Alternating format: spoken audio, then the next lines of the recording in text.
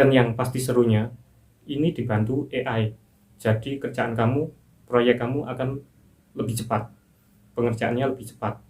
Bagaimana membuat suatu proyek. Yes, CV kita masih bersifat umum.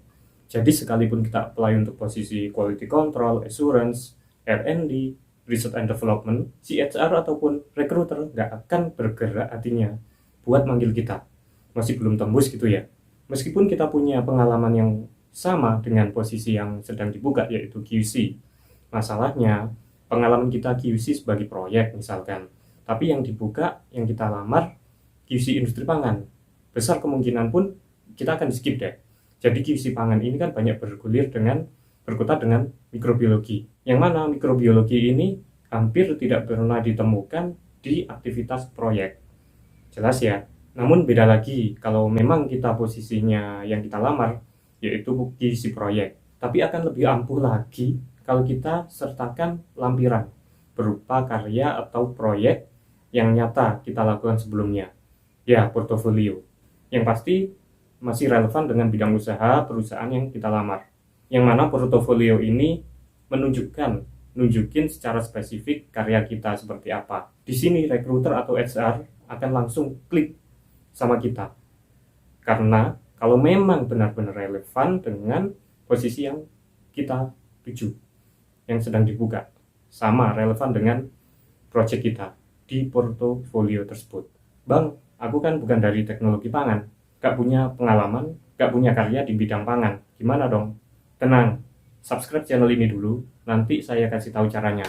Nanti saya kopas linknya di channel Dunia Kualitas ini ya. Wah, harus spesifik bang. Yes, kenapa harus spesifik?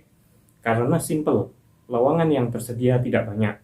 Hanya beberapa, tapi peminat atau pelamar bisa ratusan hingga ribuan.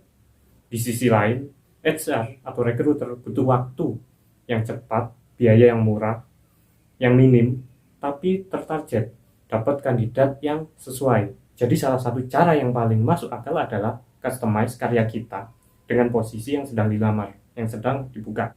Misalkan dibutuhkan tenaga kerja QA QC makanan ringan dengan kualifikasi memahami GMP, QA, QC, HACCP, dan seterusnya.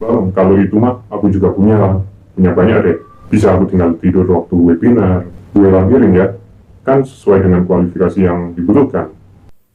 Yes, nggak apa-apa. Cuman lampirin aja. Tapi kamu cuma buang waktu, tenaga, kuota internet. Kalau apply-nya lewat online ya. Buang uang pula kalau sertifikatnya ditebus. Belum sertifikat atau ngeprint yang lain-lain. Oke deh, sekarang lupain itu semua. Sekarang kamu punya kualifikasi QA, QC, GMP, dan seterusnya. Tapi yang kayak kamu pun juga banyak mestinya. Gini deh, ingat nggak peserta yang ikut pelatihan bareng kamu jumlahnya berapa? Itu sekali pelatihan.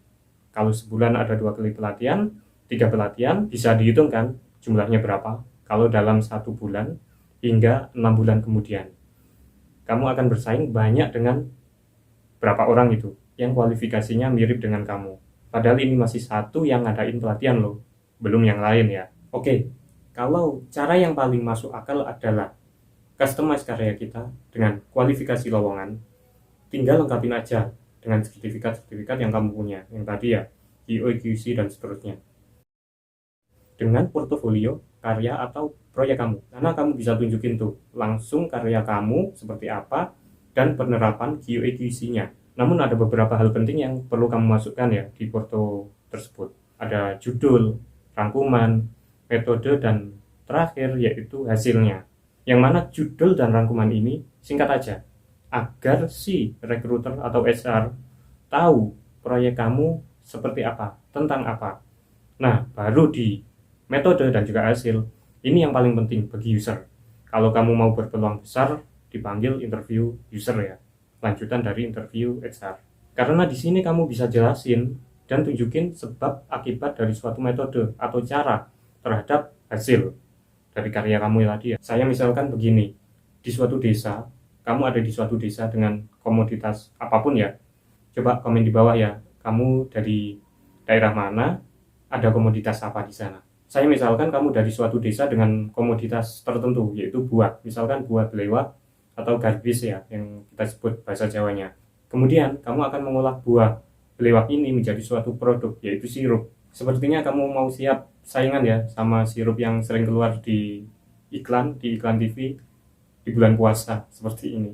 Di sini kamu akan pilih beberapa kategori buah dari buah belewah yang akan kamu olah, yaitu yang pertama buah belewah yang umurnya 5 bulan 6 bulan, dan juga yang ketiga yaitu umur belewah yang sudah 7 bulan.